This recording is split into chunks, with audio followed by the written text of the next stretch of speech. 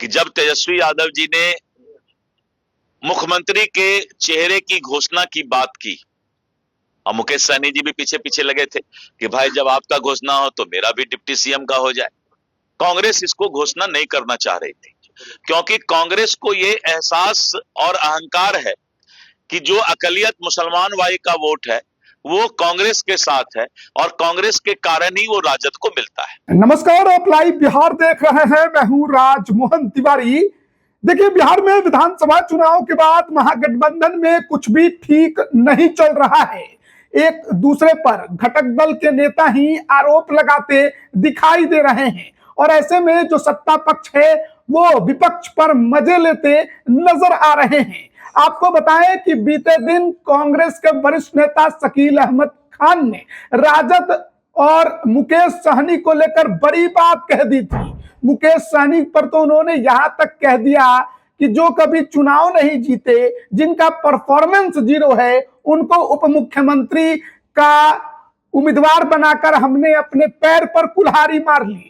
वहीं राजद के साथ गठजोड़ जो होता है उससे नॉन यादव और ईबीसी समाज हमसे दूर छिटक जाते हैं। उनका साफ इशारा था कि राजद का गठजोड़ कांग्रेस के लिए हानिकारक बन गया है।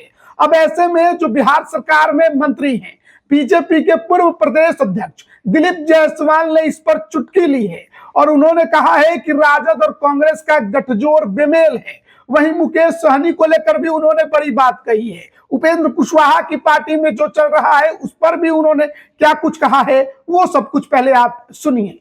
की बात करिए, कांग्रेस के अलग होने की बात करिए, कांग्रेस के सर करेंगे उनसे हमें कोई फायदा नहीं। देखिए, आरजेडी और कांग्रेस का बेमेल रिश्ता है।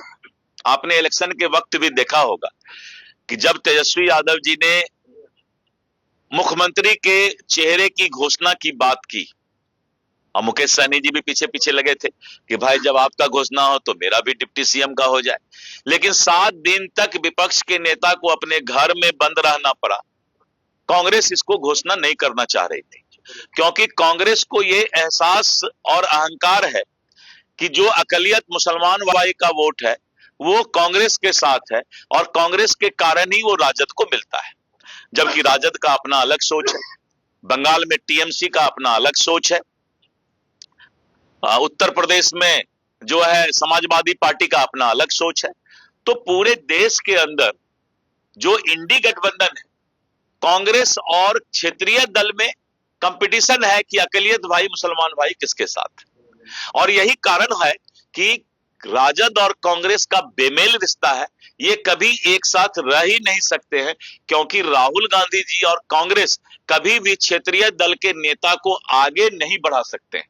कांग्रेस के अंदर रहकर वो अगर वो काम करेंगे तभी उनको वो साथ लेकर चल सकते हैं। मुकेश सहनी को लेकर कहा है कि उनको डिप्टी सीएम का नाम का हम लोगों ने घोषणा किया, ये गलती हो गई, इससे लोग नाराज हो गए क्योंकि उनके पास कुछ नहीं था, उन्होंने दबाव देकर अपने नामों का घोषणा की। ये बात कांग्रेस ने एहसास किया है, जैसा कि हमने मीडिया से भी देखा है कि मुकेश सहनी का नाम का घोषणा करना कांग्रेस के लिए बहुत घातक साबित हुआ और कांग्रेस का सफाया और इंडी गठबंधन का भी सफाया इन सब कारणों से हुआ।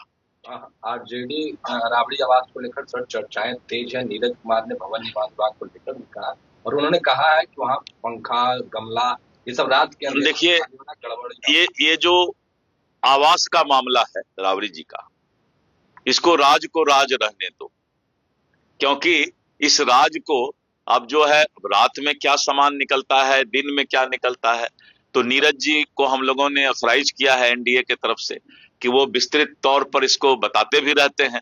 लेकिन सच्चाई यही है कि बिहार की जनता उस बंगले को राज ही हमें लगता है राज ही रह जाएगा। वो कभी राज खुलने वाला नहीं है। कांग्रेस सांसद ने आरएसएस की तुलना अलकायदा से की। अब कांग्रेस नहीं करेगा तो और कौन करेगा? कांग्रेस अगर इसकी तुलना नहीं करेगा तो उसका मुसलमान वोट, अकलियत वोट गड़बड़ा जाएगा। इसीलिए कांग्रेस बीच बीच में किसी भी तरीके से मुस्लिम वोट, अकलियत वोट उससे खिसक न जाए। क्षेत्रीय दल ममता बनर्जी, तेजस्वी यादव, अखिलेश यादव, इन लोगों के साथ नहीं चला जाए तो ये इंडी गठबंधन में आपस में कंपटीशन के लिए ये आरएसएस और बीजेपी पर आरोप गढ़ते हैं। ये आरएसएस और बीजेपी पर आरोप नहीं है, ये आपस का उनका कंपटीशन है तुष्टिकरण की राजनीति में। सर, उपेंद्र कुशवाहा को लेकर पहले उन्होंने बेटा को सेट किया, बहू को सेट करने की बात हो रही है। उपेंद्र कुशवाहा के नेता लोग नाराज। उपेंद्र जी ने इसको स्पष्ट कर दिया है और हमें लगता है कि उपेंद्र जी ही बेहतर जवाब दिए हैं, इसलिए इस पर और चर्चा की आवश्यकता नहीं है। जीतन राम मांझी कर रहे हैं राज्यसभा सीट को लेकर, उनके बेटे ने अब ये बात पुरानी बात हो गई और संतोष जी ने सब स्पष्ट कर दिया है, तो ये अब पुरानी बात हो गई। तो अभी आपने सुना बिहार सरकार के मंत्री पूर्व प्रदेश अध्यक्ष बीजेपी के दिलीप जायसवाल को तमाम सवालों का जवाब दे रहे थे और इन दिनों जो महागठबंधन में चल रहा है उस पर भी उन्होंने प्रतिक्रिया दी है।